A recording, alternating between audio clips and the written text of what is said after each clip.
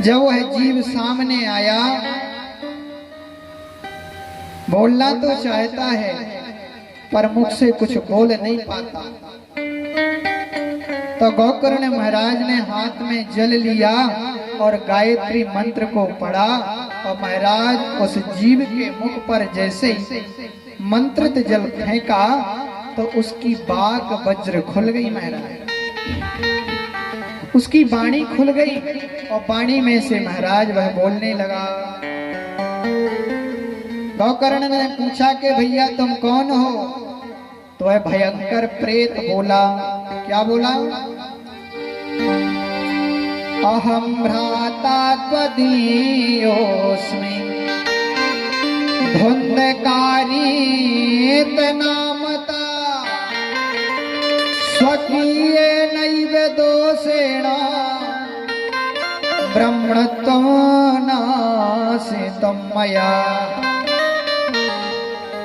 वह प्रेत बोला, भैया अहम भ्राता त्वदीयोऽस्मि। अरे बोले भैया मैं तुम्हारा भाई हूँ। धुंधकारी ते नामता, मेरा नाम धुंधकारी है। अच्छा भैया धुंधकारी, तुम्हारी ये दशा कैसे हुई? अरे मैंने सुना था कि तुम मर चुके हो। बोले भैया मर तो गया पर मुझे भयंकर योनि प्राप्त हुई। कर गोकर्ण जी बोले भैया मैंने तुम्हारे नाम का गया में पिंडदान भी तो कर दिया था पर तुम तरे नहीं। धुंधकारी बोला भैया स्वकीयेनैव दोषेण ब्रह्मणत्वं नाशितं मया। मैंने अपने ब्रह्मणत्व को अपने कर्म के अनुसार ही नष्ट कर लिया था। इसलिए भैया आप, मैं कोई छोटा मोटा पापी नहीं हूँ, छोटा मोटा अत्याचारी नहीं हूँ।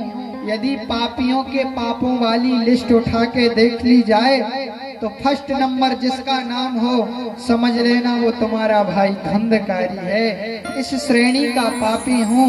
गया श्राद्ध सतेना फिर मुक्तिर में न भविष्यति। अरे भैया एक श्राद्ध नहीं, आप तो सैकड़ों श्राद्ध और पिंडदान मेरे नाम के कर देना पर मैं तरने वाला नहीं हूँ।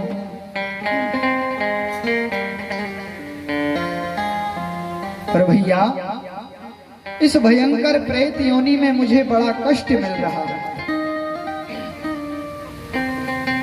बहुत दिन हो गए, कुछ खाया नहीं, कुछ पाया नहीं।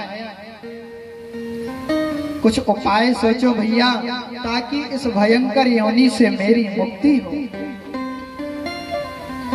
गोकर्ण जी ने कहा भैया चिंता मत करो, अभी तुम अपने स्थान पर जाओ और मैं कोई उपाय सोचता हूं।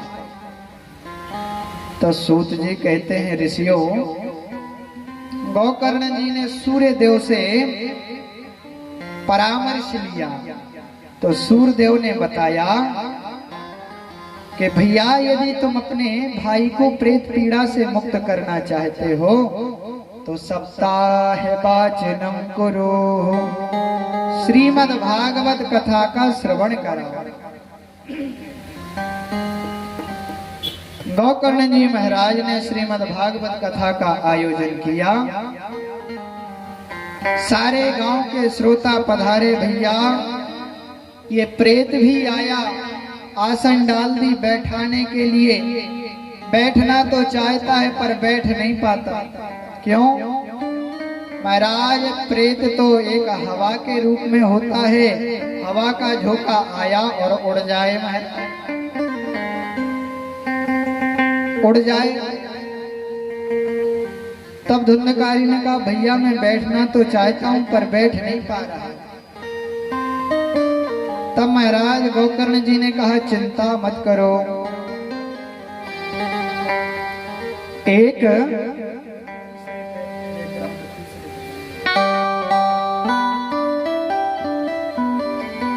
महाराज धुंधकारी ने कहा भैया मैं बैठना नहीं चाहता। हवा का झोंका आता और उड़ जाता। तो गोकर्ण जी ने कहा चिंता मत करो, एक 7 गांठ का पोला बांस मंगाया और 7 गांठ के पोले बांस को बांध दिया और कहा भैया इसमें आके तुम बैठ जाओ। ये जो धुंधकारी है ना महाराज, यही धुंधकारी, इन्हीं की कथा चल रही है।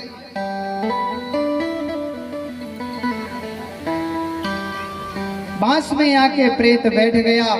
सूत जी कहते हैं ऋषियों प्रथम दिवस की कथा श्रवण की तो उस बांस की प्रथम ग्रंथि फट गई। दूसरे दिन की कथा श्रवण की महाराज, दूसरी गांठ फट गई। एवं सप्त दिनश्चैव सप्त ग्रंथि निभेदनम्। 7 दिन की कथा सुनी, 7 की 7 गांठें फट गई महाराज। और उसमें से एक दिव्य पुरुष प्रकट हुआ और सामने प्रणाम करके भागवत की महिमा को गाने लगा।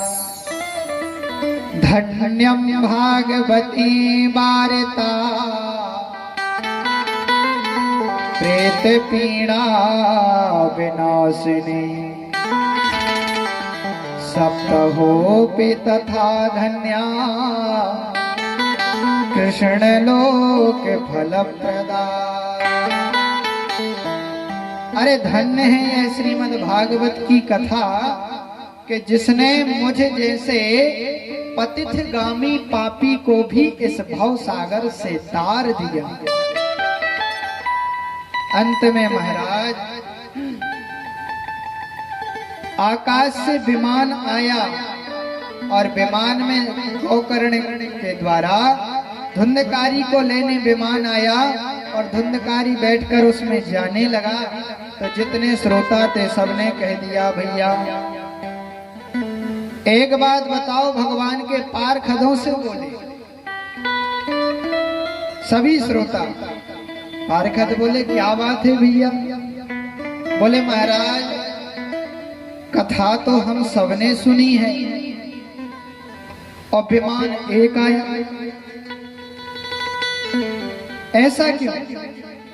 जब कथा सबने सुनी तो विमान सभी को लेने आना चाहिए कि नहीं आना चाहिए? महाराज भगवान के पारखदों ने कहा भैया सुनी तो सबने हैं पर सुनने में थोड़ा भेद हो गया। कैसा भेद? बोले सुनने में ऐसा भेद हो गया कि तुम लोग आते हो 3 घंटे सुनते हो और चले जाते हो, और गोकर्ण ने जो अपने भाई धुंधकारी को कथा श्रवण कराई है उसने 7 दिन 7 रात बगैर जल ग्रहण किए, बगैर अन्न ग्रहण किए